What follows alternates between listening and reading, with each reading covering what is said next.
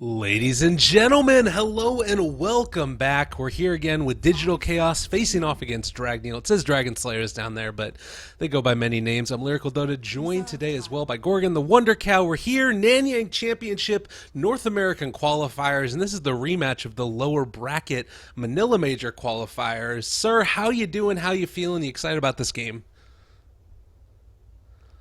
Oh no, did we lose him again? Gorgon. I'm here. I'm Oh, here. God. I'm very excited to be casting Digital Chaos vs. Dragon Slayers. As you mentioned, it is a repeat of the lower bracket finals from the Manila qualifiers, and I'm particularly interested to see how Digital Chaos scales into the summer season. Remember, they had only just recently gotten all 5 of their players from Europe onto American shores to boot camp and live together in preparation for their new roster right before the Manila qualifiers, and I think they have a lot of growing left to do. Same for Dragon Slayers. I think the Dragon Slayers are still a new team. They came in through the open qualifiers, I believe, in Manila. And I'm just excited to see how these teams have grown as they become slightly more attuned to the new patch and to each other. Yeah, I think that this is definitely, I mean, they showed a lot of promise, and that's something, I feel like this is always the problem in NA, is like, you find this team with a ton of talent individually, and then there's things that just sort of fall apart. They're not like... I just saw the name of this bottom player down here on the side of Dragneel as well. Anyways, it's these moments where you feel like there's so much potential, and then there's like either a lack of leadership or a lack of tenacity in terms of a willingness to stick together, and that tends to be the death of these NA teams when they start losing. But Dragneel, they've shown a lot of great results so far, and I'm really excited to see what they're going to bring next. They go for the Beastmaster first. I always just feel like this hero, he needs to be so highly prioritized. Like, he brings so much to the table. Yeah, Beastmaster is surprisingly one of the few heroes that between the We Play LAN and the first couple of days of the current ongoing Epicenter, the group stages, actually went up in priority for teams, that is kind of scary because he was already one of the most prioritized heroes in terms of picks. So despite the fact that he had slight and vision nerfs thrown on him over subsequent sub-patches, he is still providing a ton of vision, control, potential for push, team fight orientation, and of course lockdown that goes through Magic Immunity into something like a Lifestealer can be very good. Wow, and we're looking at this also, though. I mean, they're going to go for the Lifestealer, which, you know, we've seen a high priority of taking this in the North American matches, but then going back for the Elder Titan. I've been playing a couple of games with this guy. He feels incredibly strong when you're ahead, but there are moments where I feel like from behind, if you don't hit one of those big Echo Stomps, or if you don't have a team that's built around fighting really effectively, he can sometimes fall behind. What do you think it is about this hero that's been changed, or is it just a change in the meta that's made him more popular, that teams are starting to take him? Because he went through several patches where nobody played him. When they first went in and changed Earth Splitter to be more damage, so now at level 3 it's max HP is damage 50%. Like, that's an insane nuke. It's really devastating. The amount of control that he can provide with the Astral Spirit Stomp is also pretty solid. We did see him fall off. There was a period of time, I think around 6, 7, 9, I want to say, about December 2 years ago, where he had 2 or 3 weeks of just immense popularity and fell off because a lot of what he provides, he only provides when he's ahead. And also they fixed a bunch of bugs that existed with him in that you could stomp with the Astral Spirit while the Astral Spirit was moving, and similar sort of buggy, but definitely exploitation moments that Elder Titan really gave a lot of control. But without those additional bits of mobility and versatility, you put your finger right on the pulse. Like, he just absolutely devastates opponents from ahead. Natural Order is an amazingly strong aura, but probably the strongest, most impactful aura in the game. Earth Splitter is just a tremendous skill if you can land it and if you can force your opponents into chokes, but if he falls behind, he really tends to fall very far behind. Well, and we'll see if he's going to be able to make that not happen.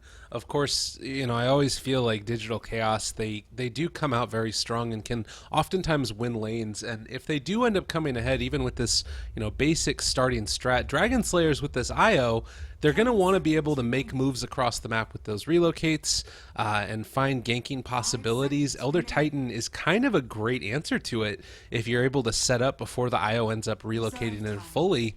It does seem very bold from Dragon Slayers to take this hero. Is it more to be a response to the Elder Titan and they're going to be trying for less relocate ganks, do you think? Or what do you think it is with this IO that they're hoping to accomplish? I really think that that's an internal ploy rather than an external ploy. I will help you potentially kite out the life stealer, but more importantly, if you do end up going for something more like an IO Tiny, the push potential alongside a Beastmaster is just devastating in the late game. Tiny also does very well against life stealer because of the craggy exterior. I would be not super surprised if they didn't pick it up, but it is what I would expect to see here. The nuke coming out of Tiny also does a pretty decent chunk of damage to the Elder Titan in the early game, although his strength gain will eventually make it so that he can stand up to it. I'm also looking through some of Dragneel's heroes that they play here. There's not a ton of natural synergy that they tend to run together with it. But the other thing that I happen to notice is DC actually have ran IO 4 times themselves and have a 100% win rate on it. So potentially there's a little bit of a potential for trying to ban or block pick that one as well. But as far as these other ones go, you see the Dragon Knight banned as well as that Invoker, Viper, and the Zeus. So a lot of the mid heroes taken out of the pool. Yeah, I'm thinking about maybe Puck at this point. Do you need to try and take a mid hero if you're Digital Chaos at this stage? I think that they can hold out and wait to see what comes out, because if they pick a mid hero now, they don't know if that IO is going to be in the mid lane or in the safe lane, right? They don't know if they're going to be up against something like an IO Tiny in the mid, or it could potentially be like an IO Ursa safe lane. And you don't want to pick your mid not knowing at all what if it's going to be a dual lane, if it's going to be a single, not knowing what the opponent will be, not knowing what the roaming supports will be. Very difficult to feel confident in that mid pick. I really like the Lion pick here. He's very versatile. He shuts down any potential for, or at least helps shut down potential for, illusion-based heroes that are still in the pool. And he doesn't really give away anything about digital chaos strategy other than they're looking to fight. With an Elder Titan and a Lifesteal, you already knew that they were looking to throw out physical damage and kind of get into brawls. I think Digital Chaos still need a bit of tower siege, but they could just go for a straight brawl strategy and take towers as an afterthought. We've seen it before. Definitely, and they don't necessarily have to commit to either one of them at this point. Vengeful Spirit is also going to be taken, another hero that's pretty highly prioritized in the NA scene. I start thinking about the potential now for if they had Astral Spirit with the natural order coming out, and then on top of that a Vengeful Spirit wave of terror through. This could just be like no armor territory that Digital Chaos were running, and Lifestealer definitely then would have been able to double down on his natural right click abilities.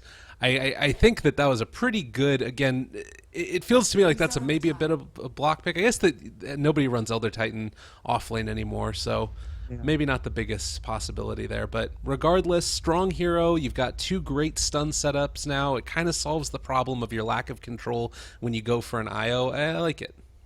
Yeah, and for Digital Chaos coming out here into a Vengeful Spirit, you do have to be wary of the potential Drow combination. Vengeful Spirit Drow is something that you sometimes see cheekily played. I don't think it's something of particular worry, but in the back of their minds, it's something that they should be aware of as a possibility. I still think that we're going to see a more traditional IO pushing partner, so to speak, so that if this does go late, the Puck is going to come out here.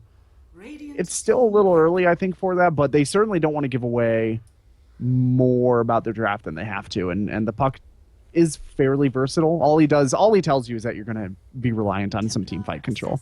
Ooh. The TA going to come out in response. That's a really good pick. Yeah, I mean, you look at this, and there's a lot of bursty type of damage as well. I guess the only one, I don't think there's any DOT on the side of Digital Chaos at this point. Maybe Lifestealer ends up going back for an Orb of Venom or something along those lines. But I really like the TA, and I think that as far as that matchup mid against the Puck, is there kill potential there for either squad, or does it rely upon rotations? Puck is really very slippery. He's hard to hold down and knock out. TA should do very well in this lane because Puck's typical point of harass is going to be that illusory orb with some right clicks, and Refraction is going to be very good at dealing with that. As for their damage over time, unless somebody basically buys a full Scotty, they don't have any in this draft. They are going to ban out the Drow. I think that's smart, especially with the TA here and the Venge. That is... You could see that coming from a mile away as a cheese option.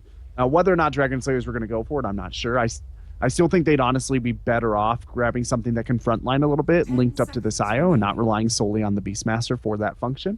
But Dragon Knight would have been a really good pick, but of course, Digital Chaos way out ahead with those bans. Yeah, very, very well prepared for that. And it does feel a little bit like maybe 3 semi-squishy-ish heroes TA, if you're able to get those refraction charges down, can be a bother.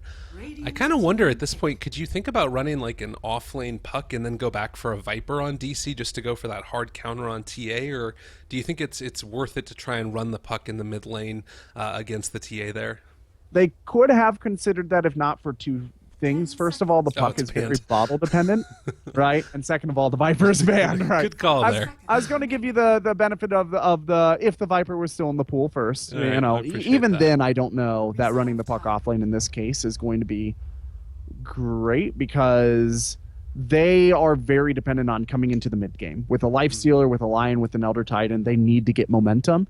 And Puck is a hero that out of the mid can get momentum, but out of the off lane really needs some catch-up time in most cases. He kind of hovers around fights, but doesn't contribute heavily to them out of that position. And so I'd really rather see a more traditional off lane that can provide some sort of a team fight. Even, I'm trying to think, what do they normally feel comfortable running out of the off lane that would work here? They could go into something like a Lone Druid. Maybe a Tide. That would give them some more late game potential. They're going to grab a Broodmother.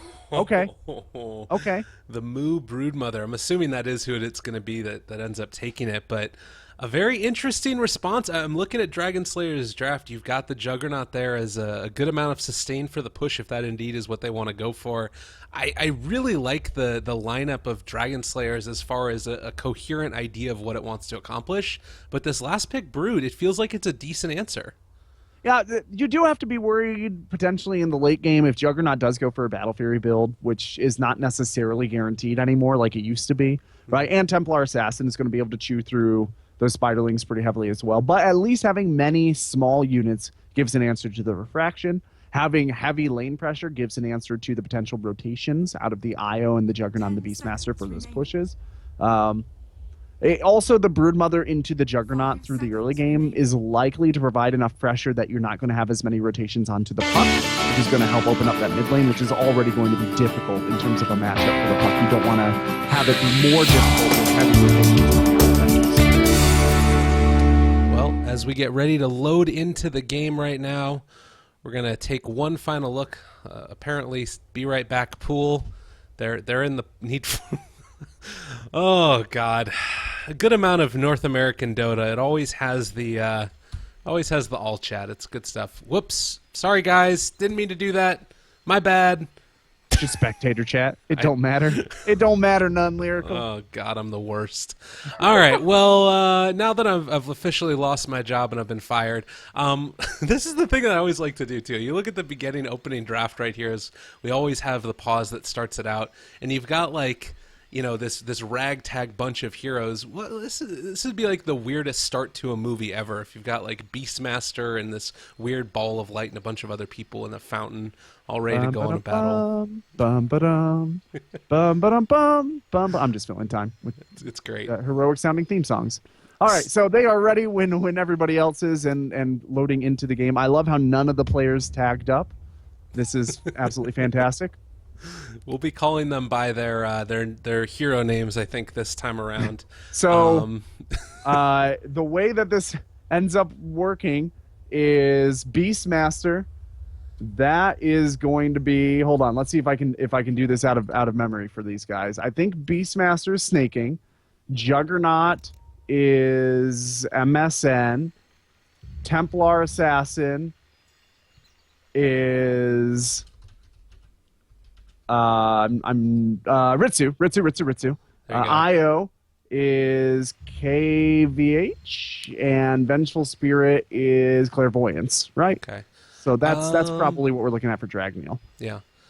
And then the other side, it's, if I'm not mistaken, let's see, Moo is going to be playing on the Broodmother. I'm assuming that this is Saksa, who's going to be on the Elder Titan. And then we've also got Misery on the Lion. That means that I'm not sure if it's we playing Lifestealer or if it's we Puck. Oh, it's we Puck. Yeah. All right. Yep. Cool. Nailed it. Great 10 stuff. out of 10 from the Russian judge. Stuck the landing. Gold medal. The stadium cheers. All right. So already Saksa is going to teleport out into the mid lane and start rotating around to put up these wards. This is a very North American thing to do. Especially at these like borderline matches between teams that are trying to rise the ranks of North American, just on the cusp of being LAN ready teams compared to their contemporaries in their region. There's always this huge race to get out to the dire side off lane. It's always the dire side off lane. It's always a huge race. Yeah, this is always that contentious position. I love being able to get the ward up there. It does sort of always end up happening a little bit, and now that they've actually placed 2 of these up on the high ground, it means that their off lane's going to be a little bit vulnerable, but I guess that this is just heavily prioritizing. They don't want any issues for Weeha on this Puck, the rotations that would naturally come around this direction. So should be fairly safe, even more so than a Puck normally is. Yeah, and he's going to need that because he's got no way to lift off the refraction charges. So TA is probably going to start bullying him very heavily around level 3, if not earlier. They're going to dive deep onto I like kill the boar. The Beastmaster, yeah. Almost read his name out of habit. Good stuff. Yeah, we'll call him Beastmaster. It's kind of a nice little bit. Any bit of damage that you can do, Beastmaster doesn't have high natural HP regen, so if you can burn through any of these 4 tangos, you're in a great position. I really like this a lot, and it would be really huge here if they were able to find some type of bottle snipe on Saksa, but I don't know if that's going to be completely possible, being a melee hero and all. But we'll see how it ends up going. The early start to this game, Weeha is going to need to do a lot of heavy lifting to deal with the TA in the mid lane not being able to burn through those refraction charges. Yeah, and the other lanes should break down basically where you'd expect them to. The Broodmother should be able to get her experience and probably isn't terribly in danger, although right now she is riding that line. That is such a nice little play right there. Hiding in the trees and still being able to get a lot of this. Wisp is not going to be able to find him out. That's such a high-level brood play. Normally you end up seeing them rotate out, and they have been able to find him, so they kill off those trees, and Moo's going to have to escape for the moment. Saksa? Bottle snipe? He ends up getting it. He just walks into the courier and finds it. Oh, that was a bad one. That shouldn't have happened, to be honest. There's no reason. I feel like you put a bounty hunter in the game, and everybody in the game will go all the way back to the tier 2 to get their bottle. You don't have a bounty hunter in the game, and they'll drag it like into their opponent's jungle, walking courier through lane creeps. They don't even give a shit. There's no way that this TA should have had that courier come out that far. It's really a problem. Like, she didn't even get her bottle off of that. I think that it was just bringing out the salve. This is, I mean, for a lane that needed to go well, I think, to a large extent for them, this might become a bit of a problem. We'll see if Digital Chaos are going to be able to punish this at all. But as for now, there's not really a whole lot that's really going wrong for DC. I guess the only thing you could say is that they're not really punishing the Beastmaster in the jungle. But is that really that big of an issue? I'm not sure. They're punishing it indirectly because this Lifestealer is getting rolling already. Oh, well, we got the stomp there in the mid lane. Going to be able to find this TA. A couple more right clicks, and that's going to be first blood going the way of Weeha. He finds himself the bottle, and now Io on an island, all alone here. That was without natural order, by the way, right? He's only level 2. Elder Titan already chewing through. This is a lane with an Io there, too. No damage over time. It's pretty weird to see a TA with 2 levels of refraction giving up the first blood into a draft like this. I don't know. The positioning just seems to be a little off. Maybe they're not quite cognitively ready for that stomp potential, that big stun, but something went wrong there. Back to the earlier point. Lifestealer has 22 last hits at 3 minutes. I think that they're going to be punished for this jungler sooner rather than later if they don't rotate up and start harassing this Lifestealer somehow. Yeah, it's definitely a bit of an issue, and right now you're seeing as well, they're able to get these denies against the Juggernaut. Mid lane, a lot of damage coming out, but not going to be able to find a kill onto Weehaw. They are going to rotate down this bottom lane, Saksa on the Elder Titan, looking to see if he can find anything else, and drops down the ward. I don't know if they're really going to be able to do anything, but again, it all comes back to this Lifestealer. He's just getting complete and total free farm while they're having to keep these supports down here in the bottom lane and haven't been able to kill off Moo on this Broodmother. Yeah. This Broodmother pick was a really solid pick because once again the Juggernaut can't really handle the Broodmother on his own early levels, especially once he uses the spin. He's extremely vulnerable. That forces this Eye on the Vengeful Spirit to spend a lot more time down here, and it leaves the TA more vulnerable. It soaks the experience away from the Juggernaut, and it minimizes the impact. Also, it stops any potential Ancient stacking, which is really important for TAs at the professional level. If you don't have 2 or 3 stacks of Ancients minimally to knock down by that 10-minute mark, you're behind where you need to be. Explicitly behind. This is definitely a problem, and I mean, a quick look at the net worth. Of course, CS is much more important at this point, but you can already see fairly behind the puck, and they're going to rotate in again. I don't know if it's going to be quite as easy as it was last time around to find this type of kill, but the pressure coming in is they're going to rotate and chase after the Beastmaster here. They're not quite in range for the open wounds as of yet, and he's going to have to retreat to the mid lane. And again, just so much is leveled against them here in each and every lane that they're in. Like, you look at this, they're cutting the creep wave and about to take down the tier 1 tower while simultaneously threatening the Beastmaster's life while they're somewhat oh, nice deny there. Able to find this Beastmaster, might be able to get the kill though, so he is going to end up paying for it, but it was a pretty nice play there to be able to deny out some of that gold. Yeah, he denied more gold than he gave, but unless he bought it. He didn't buy out though, so he did lose some gold as well. The overall swing slightly in his favor for the deny, but I'm sure Moo, they're actually going to be able to try and keep alive Vengeful Spirit. Sorry about that. There was a dive going on by the Broodmother. you gotta watch the dives, man. Broodmother is a brutal hero. Here's the deal too. Broodmother statistically gets less out of lane than like if she just stayed in the fountain in terms of overall gold. Because on average she just kind of gets zoned out a bit. But that, I guess those stats came from back when like tri-lanes, truly defensive tri-lanes were very common, right? Back literally 1 year ago around DAC time. We don't see that being the case very much anymore. Now when you pick Broodmother, you only pick her if she's going to absolutely wreck her lane. You don't see these Broodmother mid-game picks anymore.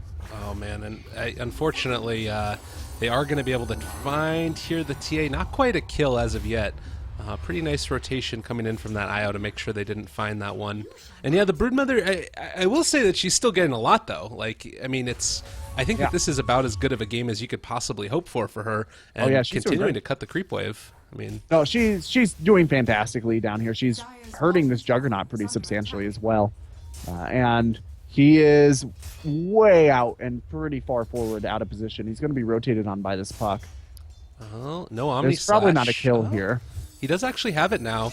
There's going to be the chase. He's going to be able to go for the TP, though, and Weehaw hanging out in the trees for the moment. Oh, okay. Okay.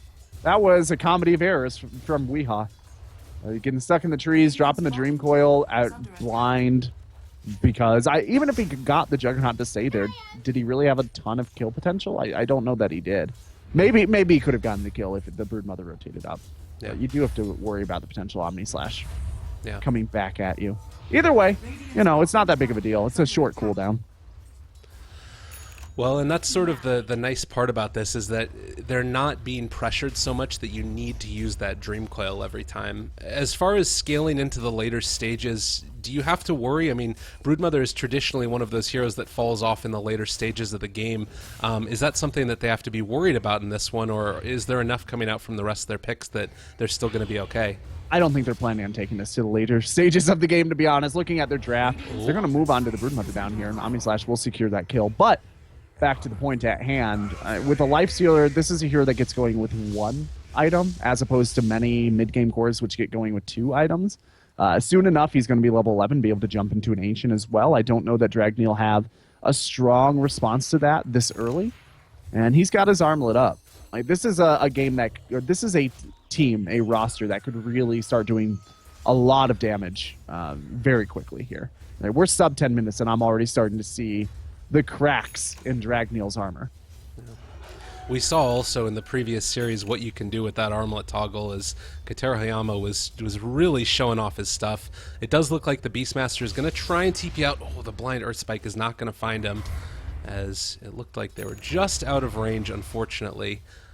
But yeah, it's still, you know, no towers have been taken except for that top tier one. I think that right now Dragneel can feel somewhat okay with the pace of this game to some extent, but they still are behind 3,000 gold and around 2,000 net worth. But the smoke up, where is this just to try and find a kill? Or are they going to try and take an objective afterwards? It depends on how this goes right here, because they are going to be collapsing in from behind, and I'm not sure that they're going to be able to grab that kill. Yeah. Oh, really? Oh, wow, never mind. That's... It's a nice Earth Spike to try and turn this around. The Finger of Death comes out and kills off the Io. They might be able to find more off the back of this, as they've already killed off the Beastmaster. A little bit unfortunate from the puck there. I think that maybe he wanted to stick around and drop a Dream Coil, but it didn't end up working out perfectly, and so they trade 1 for 2 when they might have just been able to get away with a little bit less than that.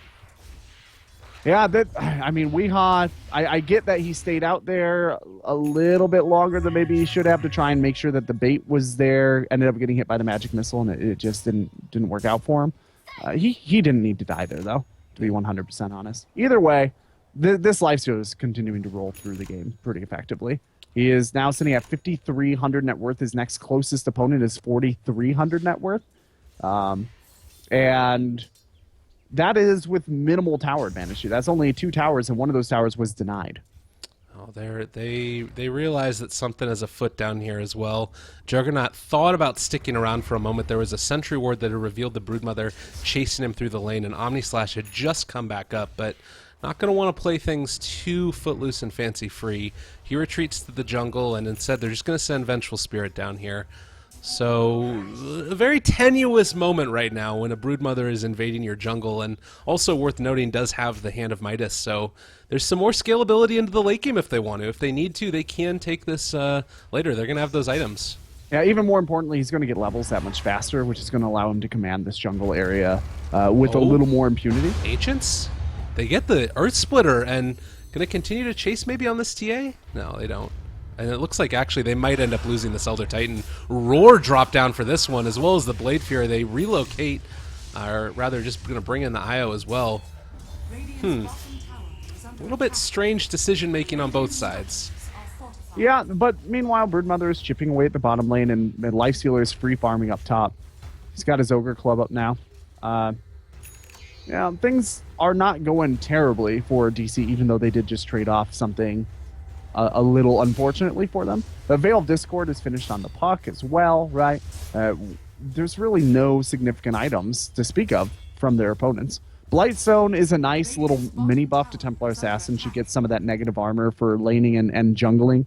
Let's remember the way that the side blades work is that the damage that spills out is based on the original target's armor, so having that Blightstone actually does increase your lane damage as well as your ability to knock down things like ancient stacks or neutral creeps, but that by itself is not going to be enough to keep this Templar Assassin relevant in this game if she has no jungle stacks to actually go to.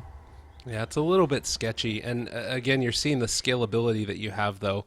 The Juggernaut is going to go back for a Battle Fury at this point, so I think that at least there's pieces here. They've got like the early fighting ability. They're going to be able to get the Echo Stomp actually onto this Beastmaster, and even though the slow from the board is there, I think this should end up being a kill. Actually goes for the Roar and TP. High level plays coming out from him, and that was a pretty nifty little move. A really good heads up play.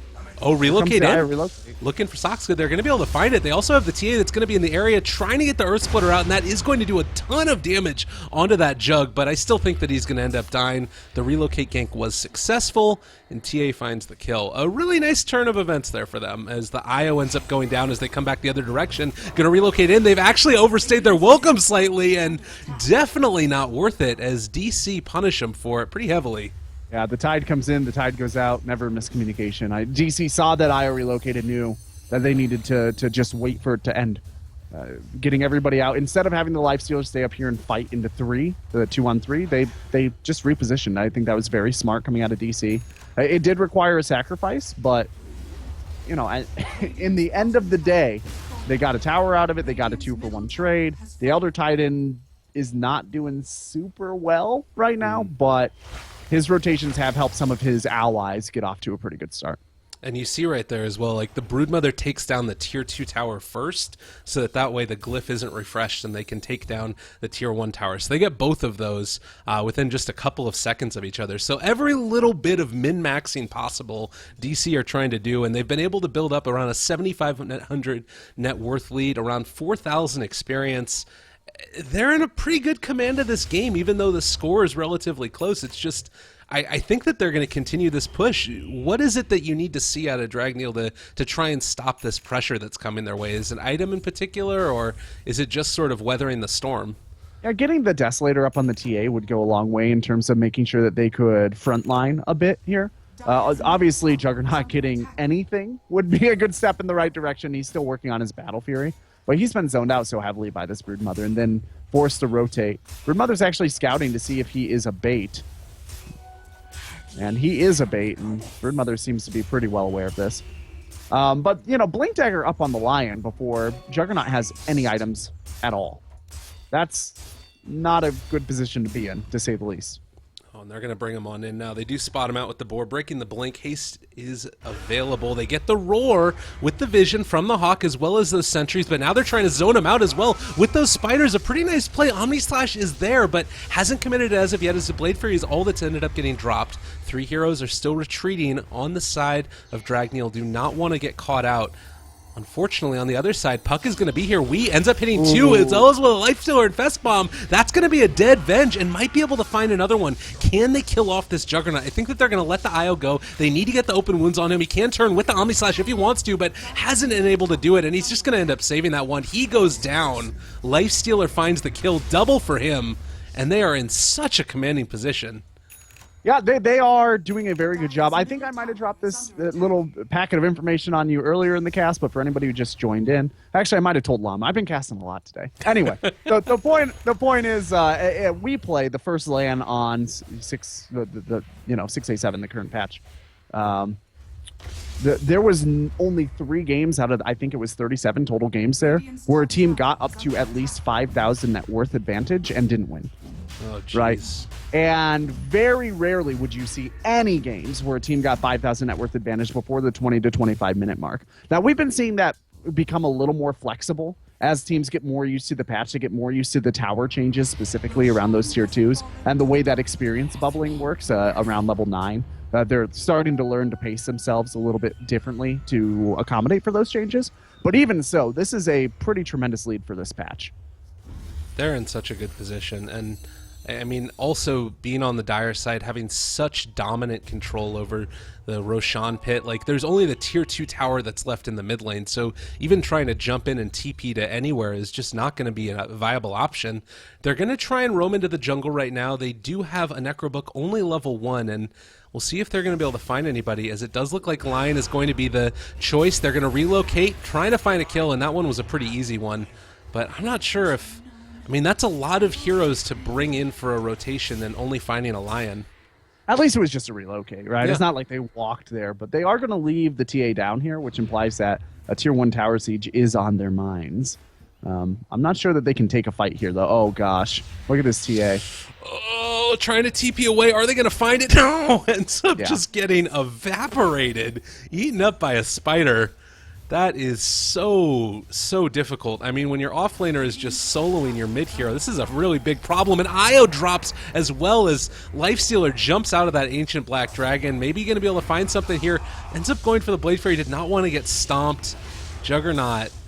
It just, they don't have anywhere near enough farm. Ugh. I don't understand what that TA was doing there. That was like watching a eunuch walk to the red light district. There's no business. There's nothing for you to do here. Go home. Go someplace safe. Yeah, that's true. That's quite an analogy as well. Holy hell! But yeah, I've been casting a long time. There's less filter. You gotta bear with me. I'm with you. I started casting SEA Dota this morning. I've been going pretty much all day, my friend. Oh, the Wonder Cow, the hero that we need on the casting team. He's doing it for us. Tier 2 tower is going to drop in the top lane.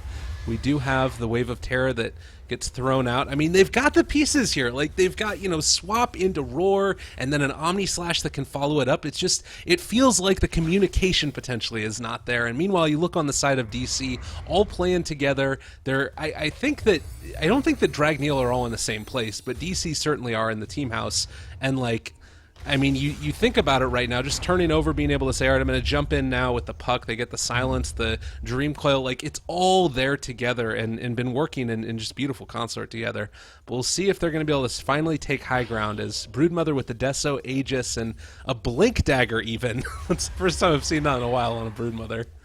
Yeah, just able to get in and close the distance as effectively as she needs to in order to get up, do the slow sieging, jump away as the Juggernaut comes in, and do stuff like that. That's a lot of damage. Lion, Io, they're just all going down. Juggernaut forced to buy back, trying to do anything at all. Earth Splitter finishes him off as well as the TA drops. GG gets called sub 20 minutes as DC knew what they wanted to do and accomplished it with ruthless efficiency. Very well played by them. Well, it was not Kotaro armlet toggles, but it was pretty good. DC coming in with an impressive showing, and I'm looking forward to seeing if Dragneel can handle it in Game 2. Absolutely. Thank you guys so much for tuning in. We're going to be back in just a second with game number 2 here in the Nanyang Championships North American Division. It's the qualifiers right now, the final of the upper bracket, best of 3, round 1. It's all happening right now. So Lyrical Dota as well as the Wonder Cow, we're your 2 casters today. Follow us on Twitter if you feel so inclined. But more importantly, stay tuned for the next game here in this series. See you guys in a second.